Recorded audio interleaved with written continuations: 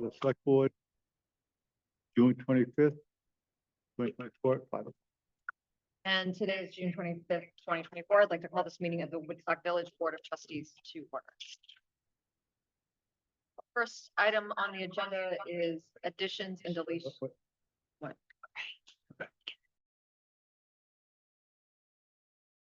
Additions and deletions from the agenda. Trustees, do you have anything? I have two quick things. One, the select board wants to add a conversation under citizen comments or after citizen comments about Cloud Lane Road closure this autumn season. And then just one edit. It's at the Woodstock Trust speaking to us tonight. It's the Woodstock Investment Advisory Group. My mistake, so I apologize. Yeah.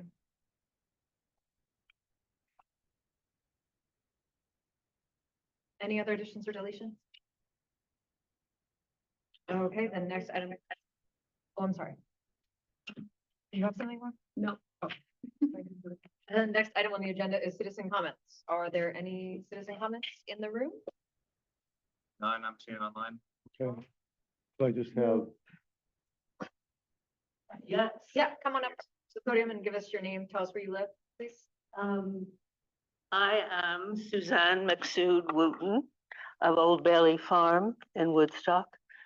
And I really came to hear what the citizens were going to talk about. It's been a long time since I've come down off the mountain to talk about anything, and I've only ever once appeared before any board, just once, on behalf of my nephew Aaron McSood, getting the 506 hotel passed. But I am the most senior junior member of a new alliance that we've formed, these people who do the short-term rentals. So we have formed an alliance called Woodstock Vacation Rentals Alliance. And we're trying to do what you're trying to do, or some of you are trying to do. We're trying to find out if you're right about all these people in the boonies, in the woodwork, not coming out and confessing that, yes, we do short-term rentals. Because if I understood Susan Ford's, your listserv, it seemed to me that you were saying, and please correct me if I'm wrong, it seemed you were saying that the lack of available housing in Woodstock is the fault of short-term rentals. No, or yes or no, or can you straighten it out? One concern. And how is it a concern? Can you explain that to me? You want the, I have the 2019. Am I allowed to have a conversation? So I'm gonna give, I don't know, understood. Yeah, you can send comments. We don't comment. It's not on our agenda. You can't comment. Okay. Well, I didn't think it had anything to do with me because I've been doing this. My contract, my license is with Montpelier, starting in 2005, 19 years ago. So when David Hill said to me, you have to be involved, I said, oh, no, I don't have to be. I'm grandfathered. I'm great-grandfathered. And David said, well, yes, I think you are, but they don't think you are. And are you they? Are you the people who don't think that grandfathering is valid? Oh, you can't talk. You can't answer the question. I'll just say that the select board and trustees passed a new ordinance that lays out how short-term rentals will work going forward. That has been petitioned. There'll be a special meeting. Yes, I know. Schedule tonight. And if the petition is not successful, the new ordinance will go into effect with the regulations they decided. Suzanne, the planning and zoning commission. Okay. All right. Well, I'll sit down now and let the other citizens have their say. Your question, there's something called the 2019 housing study that was. Yes, how are you doing with, oh, So this was worked on in 2018, it came out in 2019. First discussion that was had, the first major discussion that was had, and the first time ordinances happened in the village and the town was in 2019. It was based on this. So we are this is the data that we are using. This is a lot To do what? to make decisions about short-term rentals and what to do. And this is where we get our data from. There's been additional data since then, but I would encourage you to take a look at this. One of the things that they found in this was that short-term rentals were and can more in the future be one component, just one component of affecting available housing for full-time residents. So this is on the EDC website. So I would encourage you to check that out, and this will give you all the information about part of the reason why we made the decisions that we did. But this is the big chunk of where our information came from. So I would Okay. encourage you to take a look. Okay, thank you. Yeah, up here. Well, is there gonna be time for citizen comments when you're talking about the short-term rental special meeting? That's mostly just to organize. Set a date. That's just gonna be to set the date. So if But you if you want have a to, citizen comment, you're welcome to come. And tell us who you are. My name is Roger Logan. I live in the village of Woodstock, Vermont.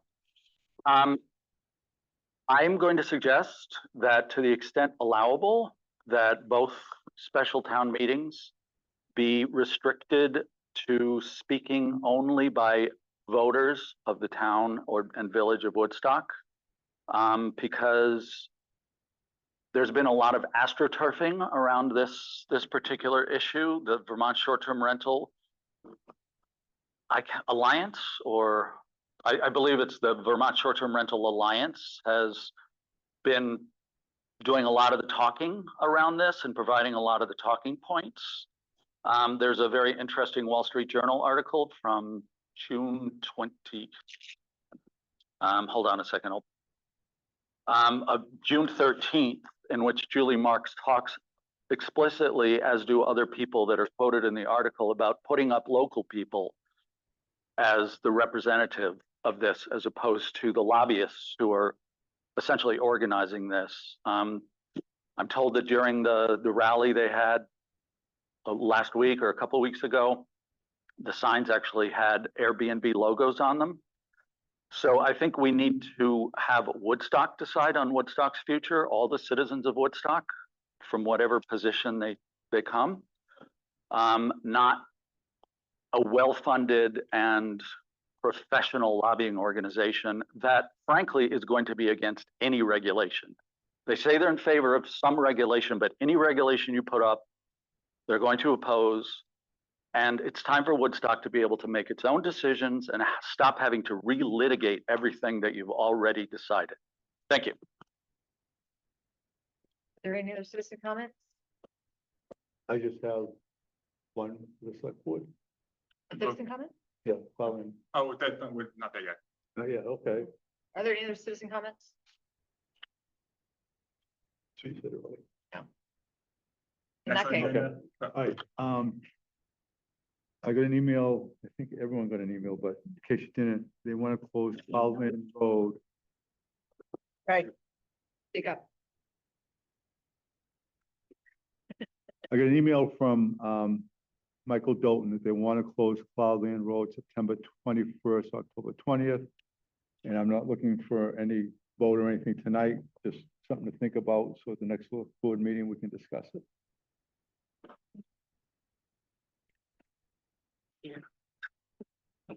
Okay, that's it. Okay. Next item on the agenda is presentations, committees and commissions. Yep, yep, so something the select board and trustees talked about the last 6 months is setting goals, setting agendas, and also meeting with all the committees and commissions that all wonderful volunteers have signed up to help us with. Today's the first part of that, so we have 2 committees in front of us tonight. We'll continue to have more throughout the summer, to hear what they do, how they benefit Woodstock, but then to give a sense of the boards of what they could, if they need more direction, if they need more support, or how they could make sure we're all working in tandem to do the best thing for Woodstock. So tonight we have 2 great committees. I think first we have Jill Davies.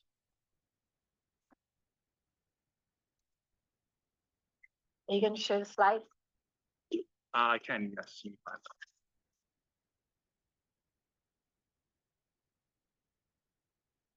So I'm going to present to you about the Investment Advisory Group. This group was founded in founded, came together in 2017. Nick, don't need to share my screen.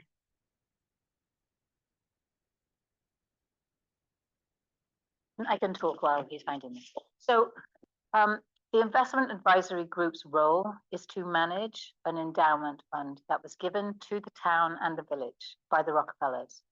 So when the Rockefellers sold their house and land to the National Park Service, they realized that the town and the village would lose taxes.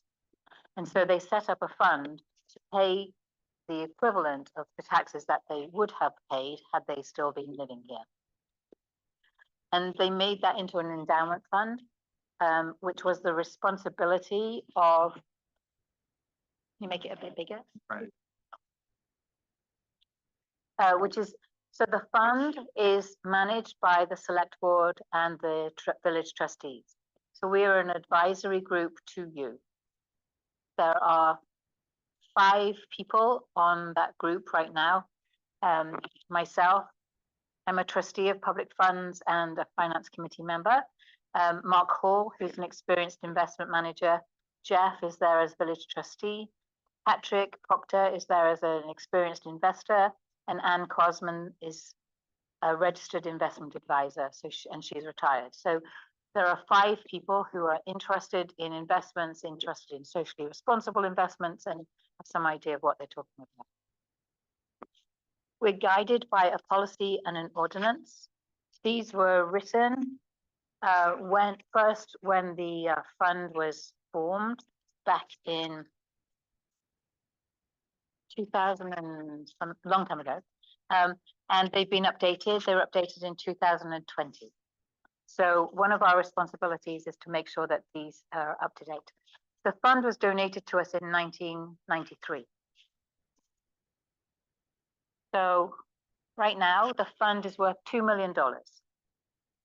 So it's invested in 3 places. These were the changes that the group recommended back in 2017 when we'd been paying for somebody to manage the funds, and they were all basically invested in Walmart or oil companies. So the fund did very well, but it didn't actually support the community. So we have gone for low cost index funds, which are managed by Vanguard. When you talk to investment managers, or people who do investments, there are several ways to manage your stocks and shares. One, you can pay somebody to manage them. You can go with low cost index funds, which track the marketplace. And it's very interesting talking to people of all income levels who say, go for low cost index funds, because very few people match, but very few people beat the market. So why would you pay someone to manage your money and not get any better return than you can get from low cost index funds?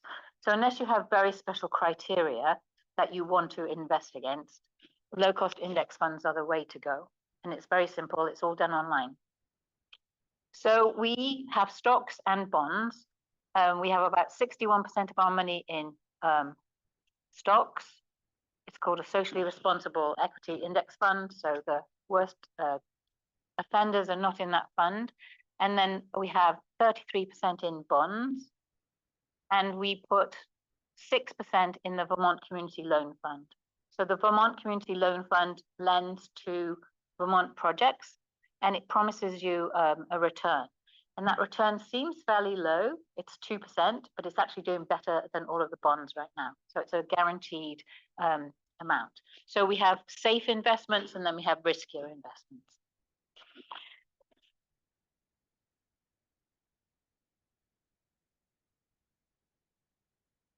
So this is just a little bit of history. So the original amount given to us was $625,000. And it's and in Rockefeller's letter, it says it's an endowment fund to produce annual payments to help offset the loss of real estate taxes. And that's how it's managed, and that's what it's doing right now. However, he said that after 20 years, the town is free to use the principal and the investment any way it likes. So Rockefeller would like us to keep it as an endowment fund and keep paying a certain amount into the town and village general fund each year. But there is there is no requirement to do so, just a wish. So originally, all the ordinances were set in 1994. And then we revised those in 2000 and they were revised in 2009. And then when I got involved, it was 2017. And that's when we got rid of the investment management fund and decided that we could do it ourselves with low cost index funds. And I say we, it was all the select board and all the village trustees that agreed. Okay. So it's been reviewed very closely in 2017. So the other changes that we made were to increase the diversity and reduce the cost by this low cost index fund. And then we put more money into socially responsible stocks. We also changed the amount of money that was coming to the town and the village so that we increased the amount because it hadn't increased for many years despite property taxes going up. And now the way that we manage it is that we try to increase the contribution by the amount of the tax increase for the town and the village. And we make sure that there's sufficient money in the fund to do that. So in this year, the town distribution was 72,500 and the village distribution was 11,500. It just goes into the general fund. So these are the group's responsibilities. We manage the endowment fund. So we do the day-to-day online activity to make sure that it stays within the balances that you all agreed. We follow the statement of investment and objectives and policies to guide us. We report to you on performance. We did that fairly regularly. Now I think we'll just do it once a year. We review we create a proposed annual withdrawal, and we look at what we're investing in and see if anything needs to change. And then we would recommend any changes to you before we did that. And we will also keep an eye on both documents to make sure they stay up to date and recommend any changes to you. And then we execute the recommendations, which is writing a check, moving money and writing a check. And we meet annually or more often as we need to fulfill our obligations. So then I have some pages about where the actual money is if you want to go into more detail.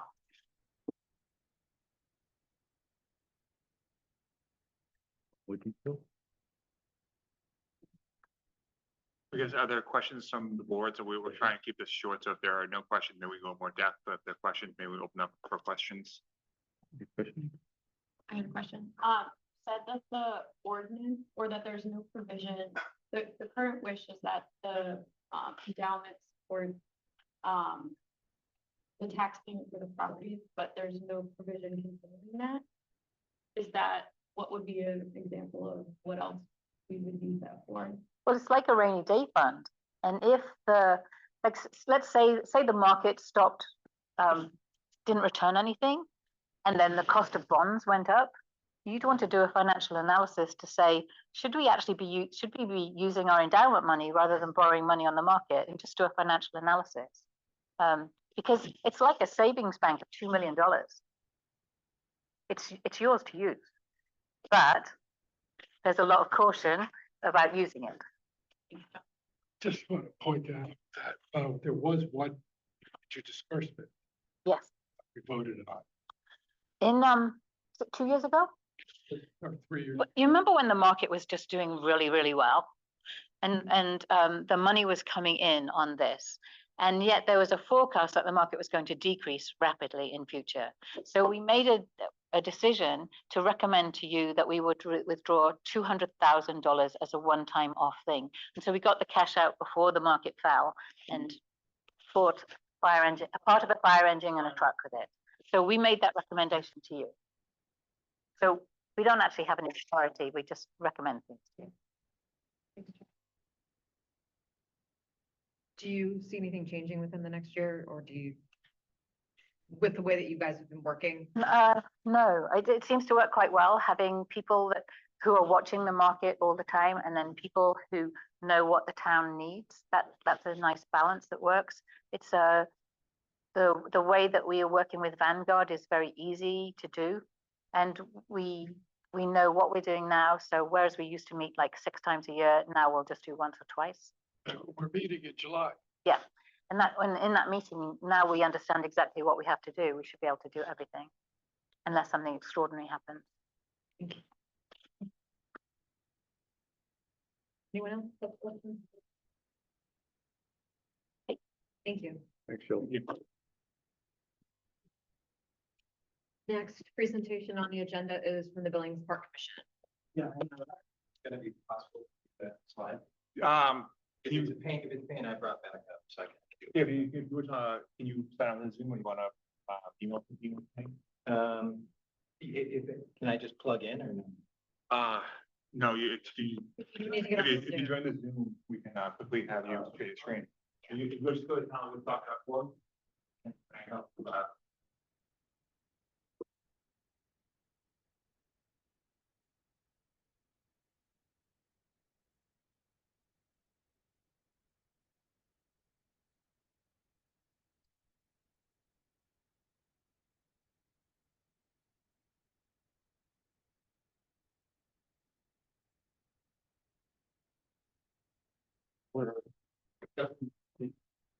I can, Pink River 449. Wait.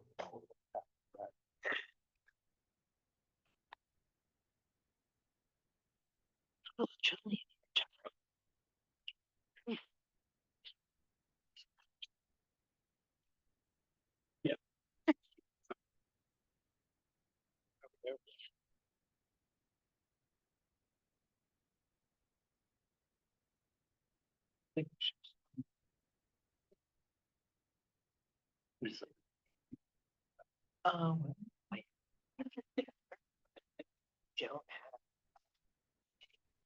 Left foot super.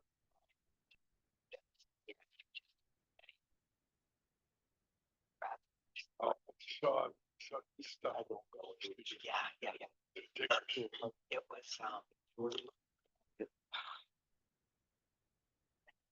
the kid that does bike rental for parents. Answer. Yeah. Okay. Josh. They're all like, but is it cheap? Wasn't it really super cheap to get this project up? Like, yeah. Want to know.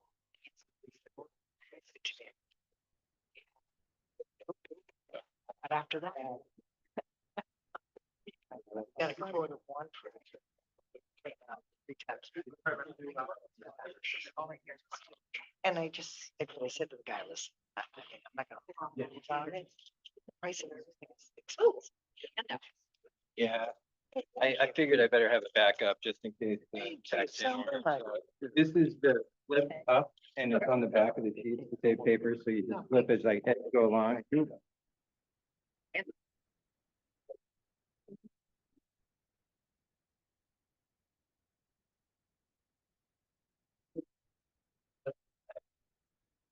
Okay.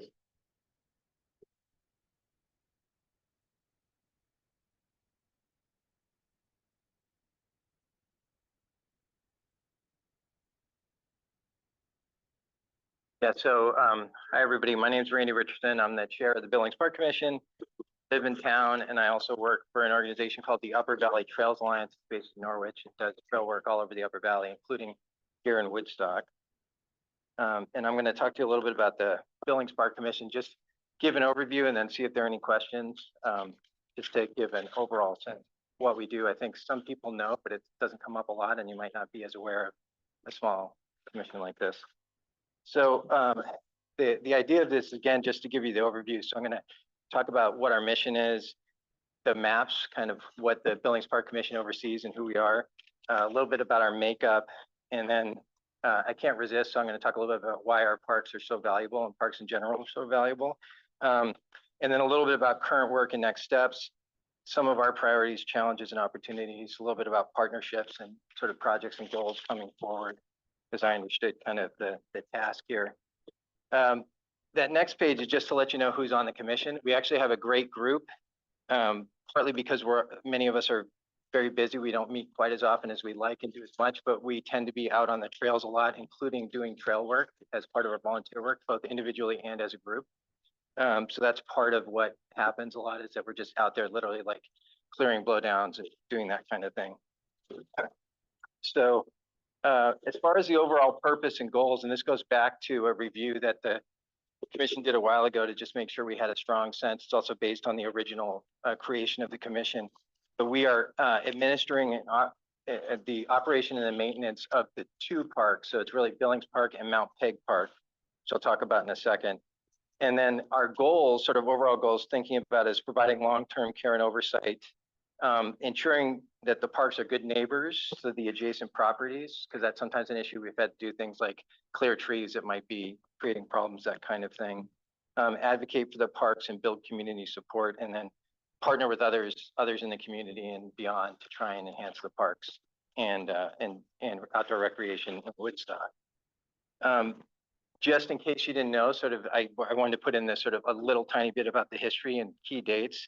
So you can see it actually goes all the way back to 1945 in terms of the origin, but it was actually 1956 when the commission was created. And then 1961 when Mount Peg was added to our purview, but then Mount Peg was significantly expanded in 2002 and 2003, and that's where we stand now in terms of overseeing both of the parks. The funding, and Jill could actually give you a lot more detail than I can even give, but there actually ties into oversight from her group. But Billings Parks, I could go into the history of it, but there's actually was given in a series of funds over time were donated to oversee both parks. And then that has been consolidated over time, and the majority is invested in a Vanguard account and overseen by the trustees of public funds. The BPC has spent frugally, arguably too frugally, frankly, at times, but our focus has very much been on sustainability, realizing that that's the only place where the parks have funding is from those specific funds. And so, but we are currently reviewing our budgeting over time and our planning processes, because we have park plans for both parks to try and make sure we're maximizing in terms of our ability to focus on fulfilling the mission. So with that, I wanted to focus on the three-part mission. Really, there's a mission statement, but it really falls into three parts. It's a focus on conservation, and that's just to give you that sense, it's protect open spaces sort of more broadly, and flora fauna within the parks. They're unique, and you probably know, but especially Mount Tom has amazing resources that way. Mount Peg needs a lot of work, frankly, but that's something that's ongoing and in process. And part of that is managing invasives and also fostering old growth. One of the things that we want to do is sort of keep it as is as much as possible and let the forest go back to what it needs to go back to with some management, some selective management is really the philosophy of the group. And then education, so connections with partners, users, and schools. And then you saw sort of kiosk and signage can be a part of that. And then this is a picture of, you may have seen it, you walk by it if you walk up Mount Peg, but this is the outdoor collection on Mount Peg that's used by the elementary school. And then recreation, promoting, just for us, the focus is on promoting mental and physical health and getting people outdoors. All the research shows that people tend to use the resources that are closest to them. So proximity is actually huge. So Woodstock is incredibly blessed that way. And that's something that we're trying to make sure people are aware of, and just use your local trails, because they're actually amazing trails too. And that this is free public access, which isn't true everywhere. And this is a special thing that we definitely want to maintain. And then we spend a lot of time maintaining and managing our trails. Just a relatively recent project was the Village Trail, which is a bike trail that we managed to sort of figure out a way to make it so that it'd be a safer way for kids to be able to transfer over from school and crossing through Mount Peg as part of the mountain bike trail system as well. And then the maps, we don't have to spend too much time on it, but you can see Billings Park. Some people may know that For a while, the Billings Park Commission thought they also oversaw Faulkner Park, which we don't. So that was something that was taken out, and you can see that piece right in the center of Billings Park. And then we're surrounded by, in terms of Billings Park, we're surrounded by the National Park. You can see one of our sort of assets that we're also trying to figure out what to do with is just off of Cemetery Road, and it's a Girl Scout cabin. You can see a little black dot over there, and that's something that I'll talk about in a minute. And then Mount Peg Park, you can see, again, it's a special park, and really for anybody who I'm sure, I hope almost everybody's managed to hike up Mount Peg. If you haven't, you get one of the best views in Woodstock, and it really a very wide, beautiful view with not too tough of a hike. And then you see the parks in context, and this is a Walk Woodstock map that we're hoping to update as well. And this gives you a sense of kind of the incredible resources of the town and the role that that Billings Park and Mount Peg Park play as part of that. And then I just wanted to put parks as valuable resources. So this is actually a picture I took not that long ago, right in Billings Park, just past the Girl Scout cabin, but just a beautiful morning. And I think this kind of thing happens in Woodstock all the time, but you have to get out there to make sure you see it. Just some of the things about needing parks, and during the pandemic, a bunch of research was done about the impact and some of the changes. We've seen a very dramatic increase in the use of parks, which also means that maintenance is something that needs to pick up as well. Not all of that was sustained after the pandemic, but quite a bit of it has been maintained. And outdoor recreation economy has been booming, which is part of the reason both Vermont and New Hampshire as states are investing in it. We saw literally 200% outpacing the rest of the economy. Not that the rest of the economy is growing that fast, but in that sense, and the number of people working in the economy and the huge increase in the number of people on the trails. Part of the reason it's really important too for our kids, especially, is we see you'd think in a rural community that kids are outside and exercising all the time, and they're really not. The stats aren't that great. You can see only about 27% are getting the recommended amount of outdoor exercise. So that's one of the reasons our parks, I think, are very important. And adults, it's only about 50. So, in terms of next steps and sort of ways that maybe to be thinking about working together and how we can, we're still very much focused on that 3-part mission and continuing to focus on conservation, recreation, and education. We're thinking a lot about responding to climate change, erosion, and the increase in invasives. We're definitely seeing on all of our local trails more work that needs to be done to maintain them. And there's research that shows that there's more storms and higher amounts of water that are coming down during those storms. And we're definitely seeing evidence of that here. We have to be continuing to maintain and improve the parks all the time, but maintenance is becoming more work. Recent works and next steps, we wanted to make sure that in terms of building partnerships, obviously with you folks and all of the people of Woodstock, trying to engage more folks in terms of volunteer days, but also just getting outside. The Woodstock Resort Corp has been an amazing partner. They were part of what led to the increase in Mount Peg, and also they help us do some of that invasive control on Mount Peg, especially every year. And they do that, without having to be paid additional for that. So there's huge in-kind gifts from them. Marsh Billings Rockefeller National Historic Park, we frequently are partnering and doing work with them. And they actually, which I'll talk about in a minute, applied for a grant on our behalf that hopefully is going to be coming in this year. The Woodstock area schools, which we'd love to do even more, which is one of the reasons we want to spend some more money from our fund, because we think we could do more with and for the schools. And then the Woodstock Area Mountain Bike Association, that trail is just one example. We think there are more opportunities with them as well. We do have probably the biggest thing that's very exciting for us and has been a little frustrating because we thought the money was going to come in and possibly be spent this year, is the FLAP grant that should be coming in, and we're hoping will come in this year. And that'll be a very significant investment in Billings Park, in the trails of Billings Park. And so we're hoping that could come in and be done over the next year or two. We also have, we are, again, working on budgeting and planning so that we can do more in terms of enhancement and sustainability, but really trying to create that balance a little bit better, because I think we've been almost too focused on sustainability, including sustainability of our fund. So that's completing our park plans, because we're really trying to make sure that it has all 3 parts of our mission well identified and sort of how we're going to prioritize in each area. That specific thing is the Girl Scout cabin, which we think can be a great resource. We're still figuring out how, but we've talked with the park and some with the schools. that will take a fairly significant investment. So, and we know that we can do some of it, but we're probably going to need to do some grant funding for that as well. And then we hope to do even more in town. I think everybody kind of has a sense, but we have a lot of people working on multiple committees in different parts of recreation and outdoor recreation. And I serve on multiple committees, and including doing my own job. It's a little bit tough sometimes because you get spread thin. And it'd be great to do even more coordination and find a way to work together over time to make that so we can consolidate. I think there are efficiencies of scale and all kinds of things that can happen from that, but it's a longer term goal.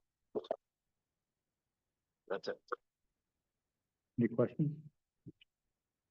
Randy, I was wondering, if there are any, like what the current obstacles, if any, there are to the partnerships you're talking about, and if there was a way these boards could help.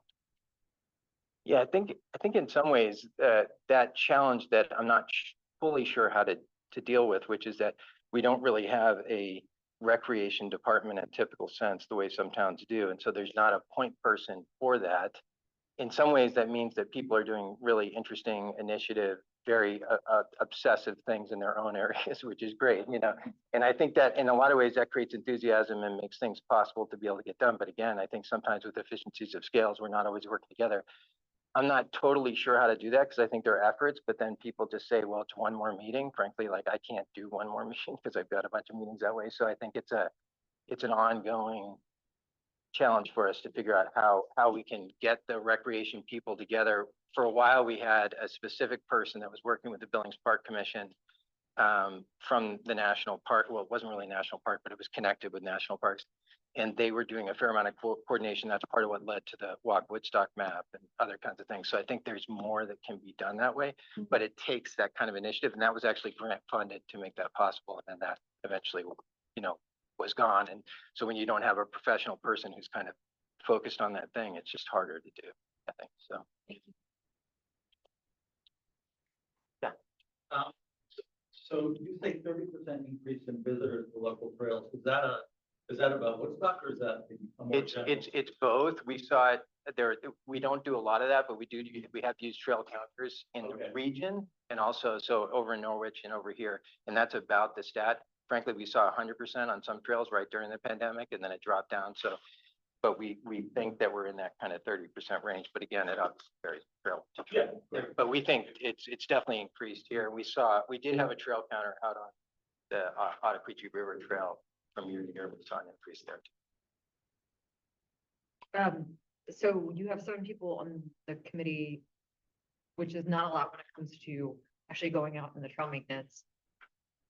Have you guys done in the past, or do you plan on the future to do, you know, community days where it's, hey, everybody come out and work on a trail or do tree cleanup or anything, or is that just too much to? No, we have done some of that and we want to do more of it. Sometimes it's, especially, you can probably kind of imagine my job, like I'm covered with mud right now because I had days today. And so like, and we often have things on the weekend.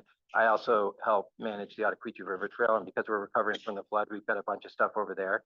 So sometimes it ends up being that we're just going off into the woods, but we need to put it on the listserv and say, because it would actually be great. We would get, you know, triple the amount of work done if we can coordinate that. Kids, I can tell you, I've got kids at 2 schools here, and they have done trail maintenance just part of their school curriculum. And I know those teachers are always looking for, how can we get the kids out? How can we get them, like, I mean, really just like basic life skills of that trail maintenance and how to. It's great to hear that. Yeah, we the Trails Alliance where I work, we actually run a program called the High School Trail Corps. And so, by the way, think about it because it's free and it's awesome. But that's for the future. Get them on my house. Yeah. But it's great to hear this because we've talked on the commission that we really need to do it. So I think we'll pull some together this summer, and that's great. It's very valuable for them because they came for the city and they're like, I know how to maintain a trail. Yeah. Oh, good. That's great. So thank you for that.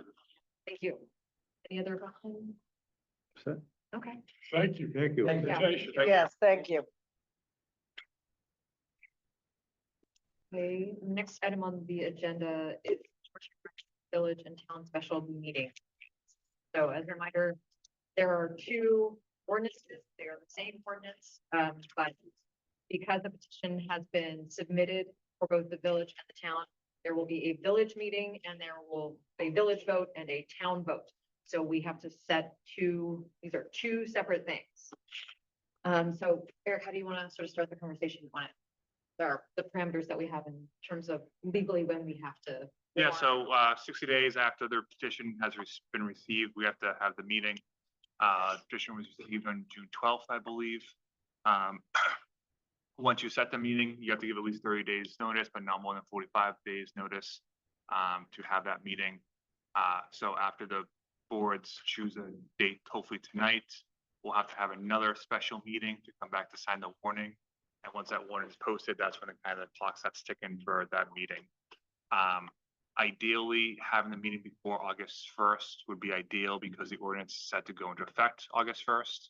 So if the meeting could be held beforehand, that would work best for all of us. Because as we know, if the petition fails in the town meeting, then the ordinance goes into effect immediately, which means if it's goes into effect before August 1st, that's the first kind of trigger in the ordinance. So ideally, we're looking at hopefully before August 1st. Something like July 30th, which is a Tuesday, would probably work well. It's enough time out from today. It's before August 1st. It's also a Tuesday with no current net meeting scheduled, so we could have the select board have the Australian ballot during the day, and the trustees have their floor votes afterwards at night. And question, with the town having to have an Australian ballot, would we don't need to have, don't do it. You probably want to do an informational session beforehand Okay. to provide informational of the residents. Is there a certain amount of days before the special meeting that they have to hold the session? Yeah, I'll get the number. I think it can't be more than 20. It has to be more than 24 hours beforehand. I believe I'll confirm that. I think the 30th sounds good. Schedule the information session for the town You could probably do it the week the before week before, Tuesday before.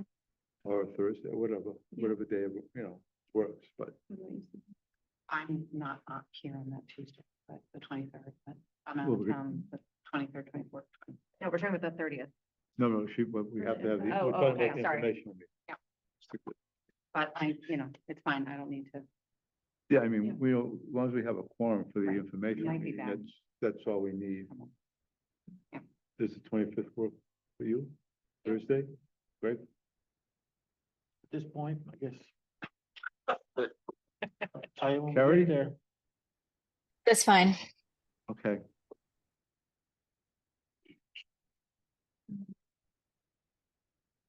Well, let's discuss that. Okay, so the 30th is the day we're gonna go with, and so Eric, do you know? So there are Australian ballots, so that means that people in the town have all day to vote. Yes. And then with the village trustees, much like we did with the last petition, we need to have the meeting in person. People have to vote in person. Is that correct? Yes. Okay. So same day, my recommendation would be to have it, we only need about an hour, I would say. Yeah. I mean, we need to have public opinion and Conversation, yeah. conversation. So I would say 6 or 6:30 be my recommendation. What did we do? for Depends the on last- how long we have to stay open for the Australian So ballot. we have a confirmation, but my assumption will be 7 to 7 to the select board. 7. So if we start at 6 or 6:30. Why don't we start at 7? Because if it does start at 7, it gives people who are at the village who also get to vote in the town. They can come downstairs, vote, come up here. Also need justice of the peace for the village meeting, but they're probably going to be busy with the Australian ballot. We'll so- just need our moderator. Yeah, just the moderator, yeah. And, Oh.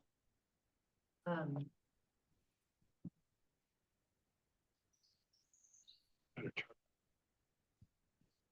Better time. That's Roger. He's been to all the meetings. The later, the better, for working. It's, it's just, you don't have any meetings, that's helpful. What do you think about kids? Like, once you hit 7, like, Seven's a tough time, but if, if folks are gonna show up at 6:30 and vote Australian ballot and then come to village, I mean, they can show up at 6:25. yeah. And also village people can come to the town information meeting ahead of time too, so. Oh, that's bonus. Yeah. Bonus content, Like it's described. yeah, so, Trustees just have to be in the audience, that's all. so I think, yeah, 7. It'll be cooler at 7, hopefully, and maybe not as warm. Okay, maybe we can incentivize people with pizza or donuts. something like that. Great idea. Okay. So 7, What do you guys think? I'm cool with that. I'm cool with that too. Okay, Lisa, What? the 30th at 7? That's fine. The next point is now we need to schedule another special meeting for the boards to sign the warning. Ideally next Thursday or Friday. So we then post the warning and make it all nice and legal. Can we meet tomorrow or? No, you want to do a 24-hour notice for the. Oh, okay, so it would have to be the first or, I mean, no. Thursday or Friday. Friday at 8:30. Friday. Can't do Friday at 8:30. You guys want to do it like 8 o'clock, Thursday or Friday? Schedule, so I'll just. If we're meeting at 8 Thursday would work. Would that work for you? We only need a quorum for that again, right? Yeah, forum, yeah. Yeah, I won't be here. Lisa won't be here on Thursday. I'll be here on Friday. Okay, but, and you won't be here on Thursday. Jeffrey, But we can want a town meeting for Thursday. Right, we don't have to do it Right. together. I can do I could do I can do Friday too. Thursday at 8. just signing, And if it's 3 o'clock. just signing. Yeah, just signing, yeah. Yeah, so What time? town will do Thursday at 8. Okay, so do them together. Well, I mean, it'd be easier if we do them together if that's possible. Okay, so the Oh, village, at 8. I can Thursday at do 8. We decided first, so they have to catch up. Yeah. I would just hesitate doing Thursday at 8 AM because Nikki's in here tomorrow at 7:30 in the morning, and that means she's got everything posted by 8 AM. How about Friday? I can, The library's not open till 10 AM, so. Friday at 8? Friday, Wait, yeah. Friday at 8 works. okay, Friday at 8. Just signing that. So Friday at 8. Lisa, can you do Friday at 8? She said yes. And again, Okay. all we need is Yeah. a quorum, Yeah, we- so. Okay, so Friday at if you 8. can't make- Jeffrey, Frank, Brenda? Yep. Yes, I could do it. Okay, We need to holograph you in. Everybody's good for Friday at 8? Yes. Same time, same place. I'm up with this, I'm doing it. June 28th. Okay. Great, you know what? Talk with this one. Probably short. Yeah, we should just be signing it. Yeah. Yeah, should be. Like a 15-minute thing. That, yeah, Will coffee be provided? not by me. I don't. You can bring it. Yeah, I was gonna say, who's gonna do that? See, I won't get here. Okay, so we're all set? Yep. We all Yes. set with, Yes. Yep, Okay. Friday, 8 o'clock. hey. Now we need to go into executive session. Motion. I'd like to get a motion from the select board into executive session under 1 BSA 313 to discuss personnel policies. So moved. Is there, all those in favor? Aye. Aye. Aye. Did your motion carry? Yeah. I'd like to make a motion for the village trustees to enter executive session under 1 VSA 313 A1A to discuss Labor relations, personnel issues, what, labor relations. labor relations. Yeah. Is there a second? All in favor, say aye. Aye. Aye. Any opposed? Motion carries. Before we go, I'm sorry, Um, everything over again. Yeah, go ahead, Lisa. I don't know, I come in on a cell phone? I don't know what room you're coming in on. So Nikki will invite you to a breakout room. Okay, I wasn't sure what was gonna happen. All right, thank you. Do you want to go into a different room or just close? Steven's here, so we probably should just go. Every- And Godfrey's own works walks in, you know. let's just-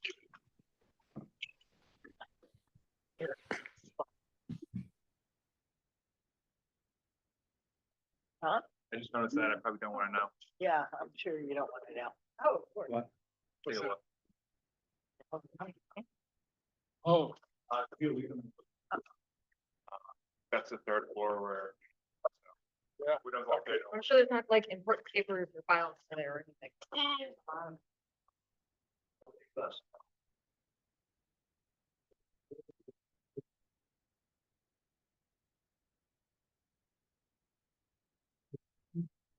Okay, we're out of executive session. Do you guys mind if we're just in a meeting still? Thank you. We're out of executive session. The boards want more time to discuss personnel policy. The next joint meeting will be July 9th at 5 o'clock. First, we'll have the EDC and the Finance Committee event. And then we'll have more personnel policy discussion at that point. Is there a motion to adjourn for the select board? Move we adjourn. Second. All those in favor? Aye. Aye. Is there a motion to adjourn for the trustees? Brenda seconds, all in favor, say aye. Aye. Any Aye. opposed? Motion carries. Thank you so much. Next.